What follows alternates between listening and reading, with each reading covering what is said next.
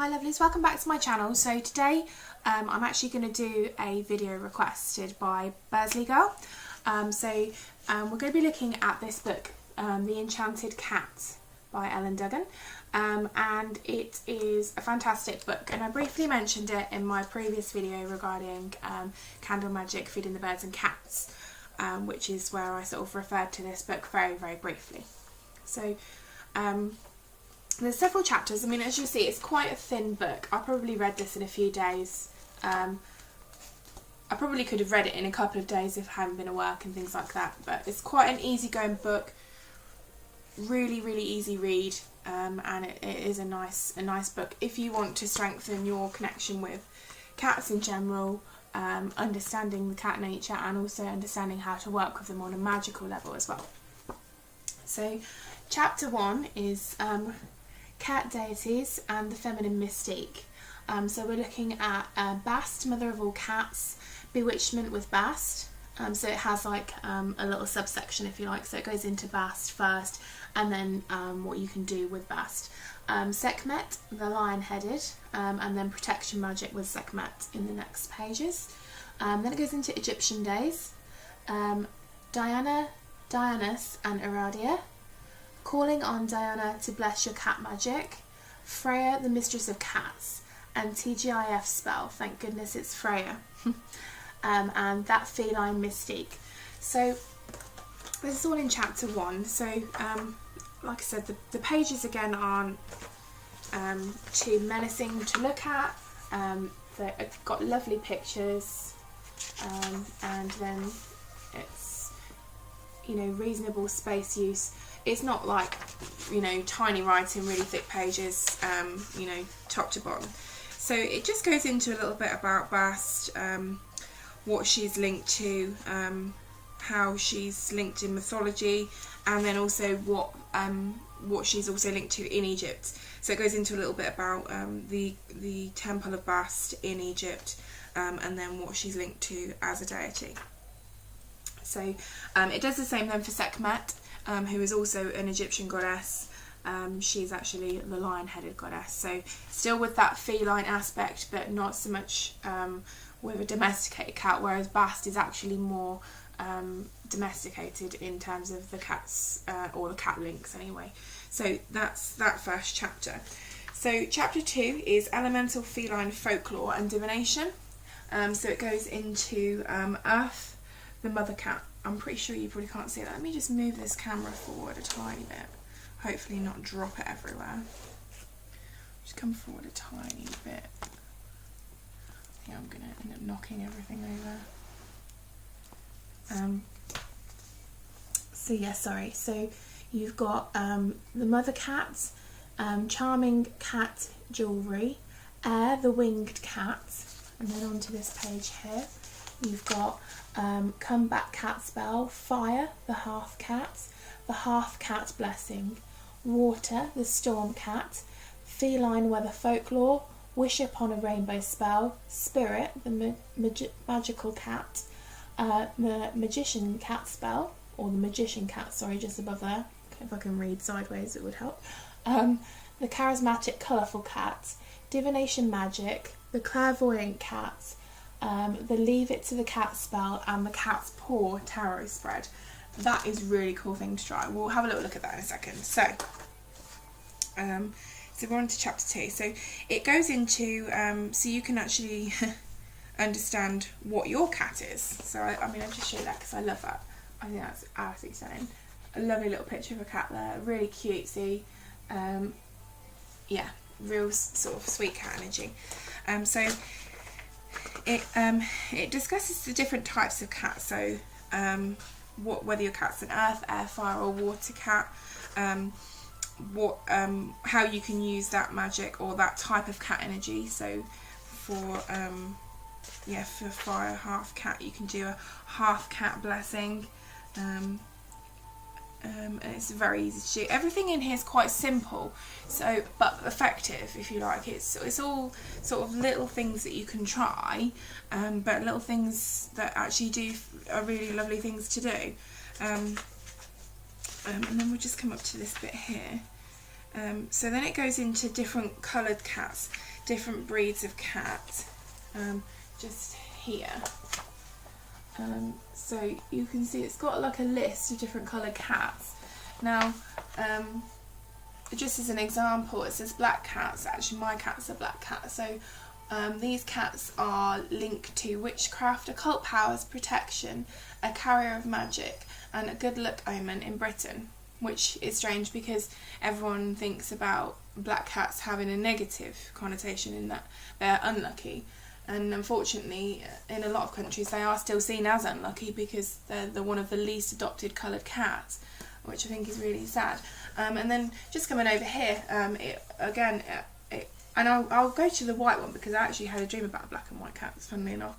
But this cat colour is white, and white cats are linked with healing, fairies, the Cathsith, moon magic, enchantment, and a good luck omen in America.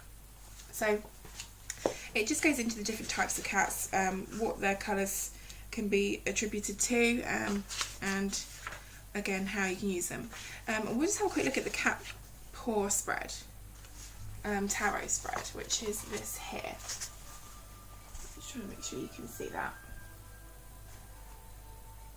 And that's so cute. So yes, so you've got the S being the signifier card. So you choose that card, and then you deal out your 4 other cards. So this is your signifier here. This is a card you pick. Then you do 1, 2, 3, 4 with the remainder of the deck. And that's lovely. And you can actually invite your cat in if you have actually got a cat, which I guess most people who read this will have, because it generally is about an overview of cats in general, but I think as well it's how to use them in your spells, magic, and then fascinations of them. And I would think most people who would be interested in this book would have a cat, although they may not, everyone may, but I would say the majority. So you can actually invite your cat into your circle, into your sacred space at this point, and get them to rub against the cards, and ask them to put their energy into the cards before you actually deal them out. So it goes into a little bit in that chapter there about how to use that energy, and also how to do that particular spread. So chapter 3 then goes on to cat magic, candle spells, and astrology. So if we're looking here, it says a cleansing and protecting ritual. The cleansing portion, a potion recipe. The protection portion, a witch's cat jar. Candle spells and cats, candle burning guide for cat magic. So let me just have a look and make sure there's not anything else. The Halloween cat, novelty candle spells, Samhain night spell, cat zodiac signs, an elemental personality list for cats, the year of the cat, and the power and energy of cats. So it's quite a big section, but again there's only really sort of a page or 2 on each of these things. So if I just quickly flick to chapter 3, bear with me 1 second. Should have segmented it off really first, that would have been easier, wouldn't it? Okay, so that's chapter 2. Okay, so we've gone too far. Okay. So again, this is sort of what the beginning of that chapter looks like. Again, another cute little kitty picture. And on here, so we've got a cleansing and protective ritual. So how you can again use your cat. I mean, a lot of these spells actually just are sort of standard sort of formula, but then you add in specific hair even from your cat a lot of the time. So this is a cleansing and protective ritual here. It then goes into how to make a protection portion. So obviously making a witch's jar is a very old way, an old form of magic, but you can actually use a witch's cat jar. So just briefly then, what you need for this is a small empty clean glass jar with a lid, a bag of glass marbles or glass gems, black or deep purple if you can get them, but any dark colour would be good, a basil leaf for protection, a catnip leaf for cat magic, 1 leaf from either an oak or a birch tree, or a few pine needles for more magical protection, a few loose strands of cat hair or a shed whisker. Again, just on that actually, you know, obviously don't be pulling your cat's whiskers out because that's not nice. And then a straw from your household or magical broom to link the magic to your home, and then a permanent black marker. So then it just goes into how you can make that cat jar. Then it goes on to candle spells and cats, how you can incorporate them into your candle magic. That's really interesting. Then you've got, so, and it also actually is quite handy because it does here, sort of here, have different colours, candle colours. Again, just sort of, you know, go through it and have a look at the options there, different colours. Then we're looking at novelty candle spells. So these are like your Samhain night spells. How you can, you know, like a little incantation you can say. Again, how to incorporate your cat into that magic. And then it looks at cat's zodiac signs. So when your cat was born, and whether that actually says a lot about them or not. My cat's actually a Libra, which is quite strange because my best friend is also a Libra. And it goes into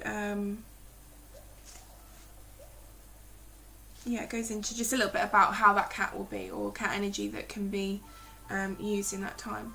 I might see Shadow. Do you want to come say hi? Come on. You see if I can get her to come over. It wouldn't really be a cat video without a cat in, would it? Come on. What's this? Look. Come on. No, she's not going to come over just to make a point. Anyway. So just moving on. Yeah, again, you're sort of just going through all the different zodiacs, cats. And then also an elemental personality list. So if you don't know when your cat was born, then you can have a look at those and see what attributes they have, so you can kind of then look to work it out, or at least what element they are. So then it goes on to talk about the year of the cat, which they're talking about Chinese astrology, where it's dividing up the different years people were born and then the different elements of those, the different animals that link to the different years of that. And then it discusses them on there in a small section. And then you've got the power and energy of cats. Just has like a little overview. So yeah, here she is, look. Come on. Oh, no. You know what would happen. Never mind. Okay, so moving on then to section, or chapter I should say, chapter 4. So it's just here. It then just discusses feline power animals. So the domestic cat, tigers, lions, leopards, cheetahs, black panthers, cougar, as in a mountain lion, lynx and bobcat.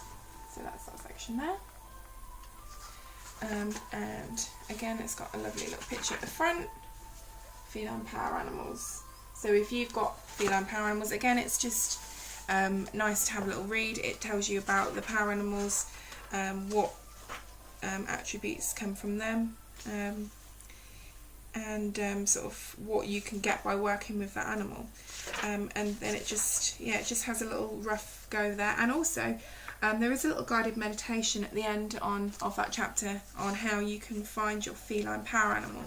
I always find it hard when it's something like this, so I think the best thing to do would be to, record yourself speaking it, and then listen back to it rather than having to try and memorise it. I think listening to it when it comes to something guided would take the pressure off of trying to remember it anyway.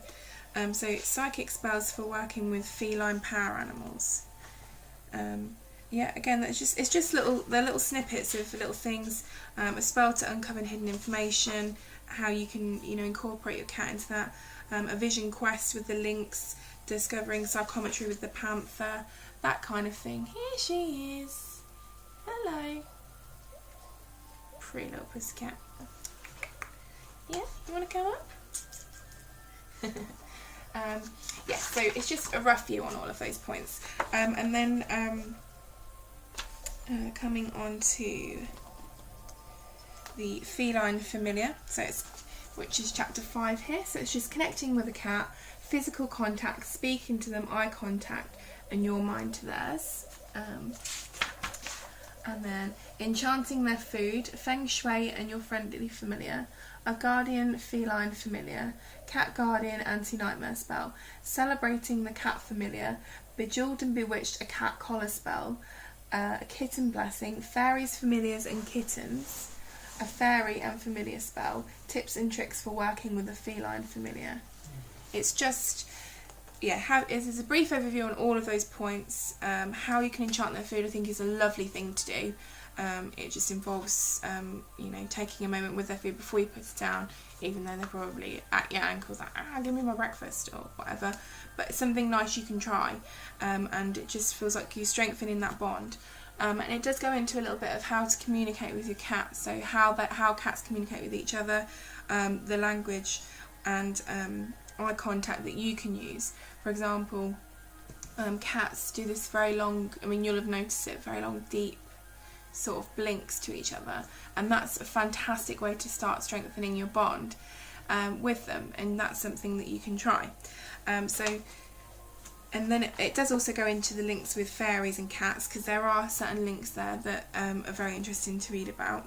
Chapter 6 is then charms and spells for your cat, so healing spell, ritual and meditation, temple of bass meditation, new baby, how exciting, keep your cat in as well, welcoming a new cat or kitten ritual, charming names for your enchanted cat, queens, toms, the art of naming and naming spell, and closing, teaching an old witch a new trick.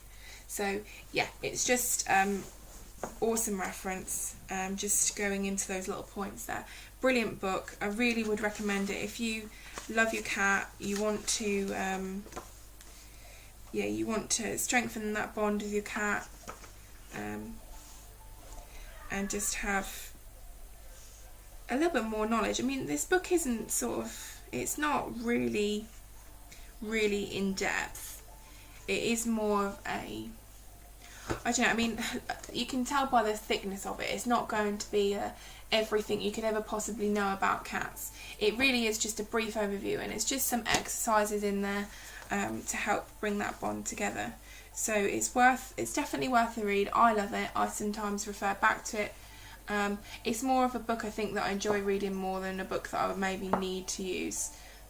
I feel like once you've read it, you can sort of absorb it quite easily because it's not too heavy or information in there. But yeah, so that's the book, and as I said, it's called The Enchanted Cat. This is easily obtainable from Amazon, eBay, I don't know regarding bookstores because I did get mine offline, but again, I'm sure that you could probably find it in most bookstores, but Amazon is a good place because you can also buy these second hand. But yeah, so fantastic book, definitely recommend it, and if it's something you feel like you're interested in, then go and have a look for it. I don't think it was massively expensive. I think it was maybe £6 or £7. I might be wrong. It was a while ago now, so don't quote me on that. But yeah, it's a fantastic book, so I hope you enjoy it, and let me know your feedback, let me know your thoughts on it, and I hope this information was helpful. And Besley Girl, I hope this gave you enough of a look at the book to decide whether you want to purchase it or not, or at least add it to your suggested reading list. So yeah, enjoy guys, and don't forget to like and subscribe. Blessed be.